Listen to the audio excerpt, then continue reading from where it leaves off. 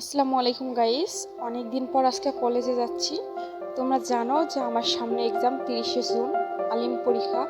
ইনশাআল্লাহ সবাই দোয়া করবেন যেন ভালোভাবে পরীক্ষা দিতে পারি। তাই কলেজ থেকে টিচাররা ফোন দিচ্ছিল যে নিশি কেন কলেজে আসে না। সো তাই আজকে কলেজে যাচ্ছি। তো দৃশ্যটা অনেক ভালো লাগতেছে রাস্তার মাঝে, তাই একটু শ্যুট করলাম।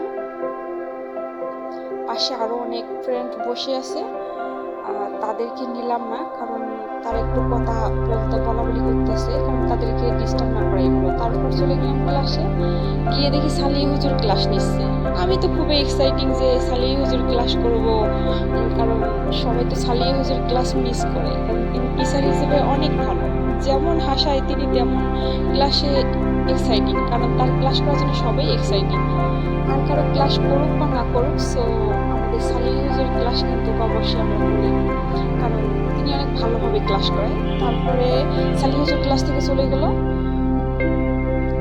চলে যাওয়ার পর আবার ফিরে আসার পর আমাদের কয়েকটা ফ্রেন্ডকে বললো তোরা ভালোভাবে পড়া পড়িস না, আর মানে তাদের খাতা নিয়ে গিয়েছিল। তারপর খাতাগুলো আনলো, আনার পর তোমরা দেখতেই পাইতেছো সালিহ হুজুর বসে আছে।